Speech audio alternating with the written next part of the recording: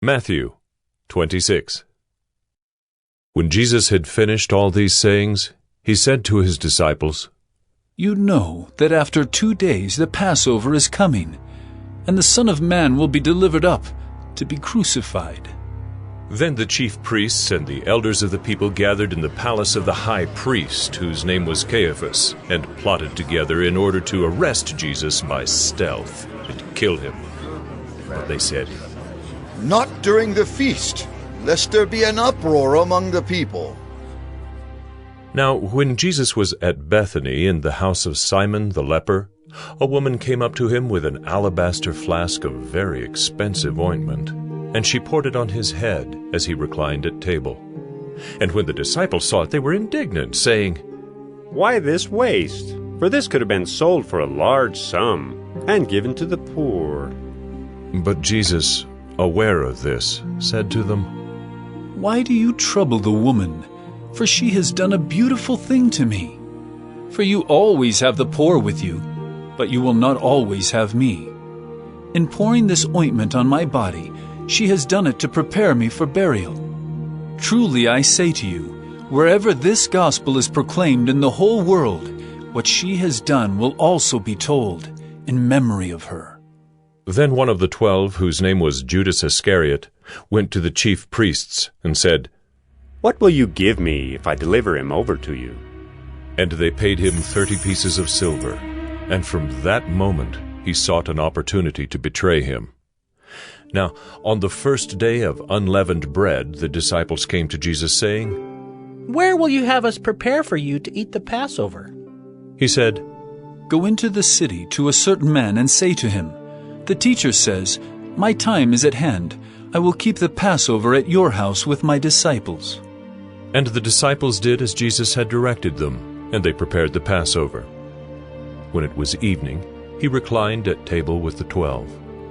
And as they were eating, he said, "Truly I say to you, one of you will betray me." And they were very sorrowful and began to say to him one after another, "Is it I, Lord?" He answered, "He who has dipped his hand in the dish with me will betray me. The Son of Man goes as it is written of him, but woe to that man by whom the Son of Man is betrayed. It would have been better for that man if he had not been born." Judas, who would betray him, answered, "Is it I, Rabbi?" He said to him, "You have said so." Now as they were eating, Jesus took bread, and after blessing it, broke it, and gave it to the disciples, and said, "Take, eat. This is my body." And he took a cup, and when he had given thanks, he gave it to them, saying, "Drink of it, all of you. For this is my blood of the covenant, which is poured out for many for the forgiveness of sins. I tell you, I will not drink again of this fruit of the vine until that day when I drink it new with you in my Father's kingdom." And when they had sung a hymn, they went out to the Mount of Olives. Then Jesus said to them, "You will all fall away because of me this night, for it is written, I will strike the shepherd, and the sheep of the flock will be scattered. But after I am raised up, I will go before you to Galilee." Peter answered him, "Though they all fall away because of you, I will never fall away."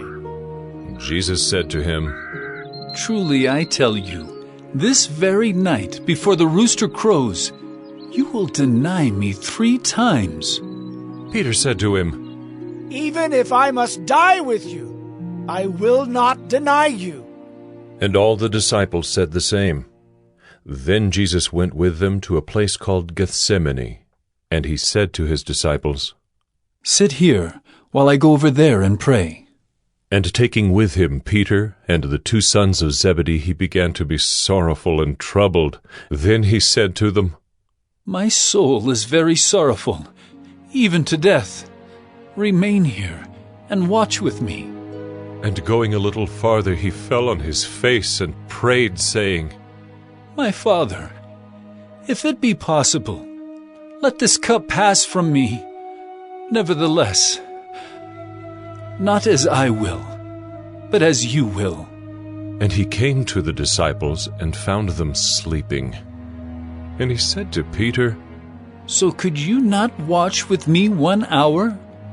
Watch and pray that you may not enter into temptation. The spirit indeed is willing, but the flesh is weak. Again, for the second time, he went away and prayed, My Father, if this cannot pass unless I drink it, your will be done. And again he came and found them sleeping, for their eyes were heavy. So, leaving them again, he went away and prayed for the third time, saying the same words again. Then he came to the disciples and said to them, Sleep and take your rest later on. See, the hour is at hand, and the Son of Man is betrayed into the hands of sinners. Rise, let us be going. See, my betrayer is at hand. While he was still speaking, Judas came, one of the 12, and with him a great crowd with swords and clubs from the chief priests and the elders of the people.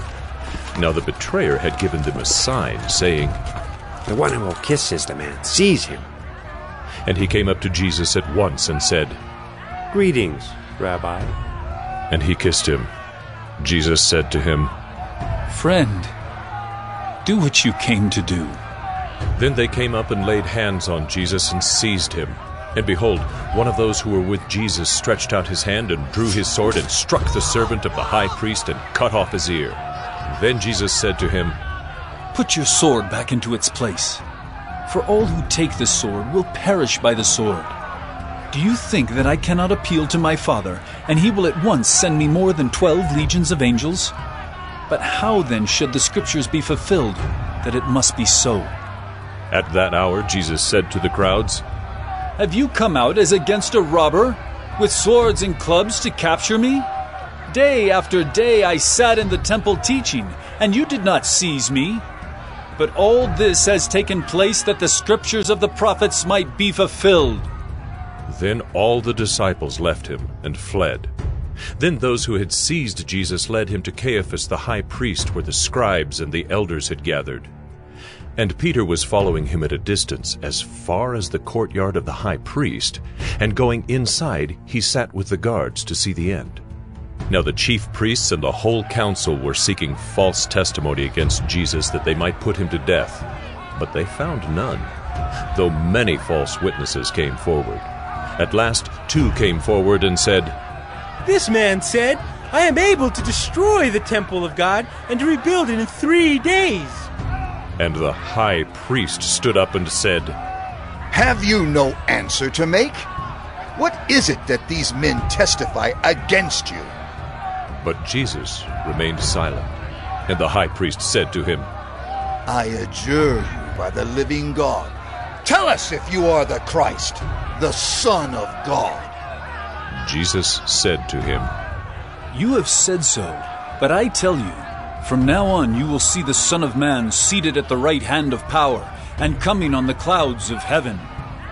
Then the high priest tore his robes and said, He has uttered blasphemy! What further witnesses do we need? You have now heard his blasphemy. What is your judgment? They answered, He deserves death! Then they spit in his face and struck him, and some slapped him, saying, Prophesy to us, you Christ. Who is it that struck you? Now Peter was sitting outside in the courtyard, and a servant girl came up to him and said, You also were with Jesus the Galilean. But he denied it before them all, saying, I do not know what you mean. And when he went out to the entrance, another servant girl saw him, and she said to the bystanders, This man was with Jesus of Nazareth. And again he denied it, with an oath. I do not know the man. After a little while, the bystanders came up and said to Peter, Certainly you too are one of them, for your accent betrays you. Then he began to invoke a curse on himself and to swear. I do not know the man. And immediately the rooster crowed, and Peter remembered the saying of Jesus. Before the rooster crows, you will deny me 3 times. And he went out and wept bitterly.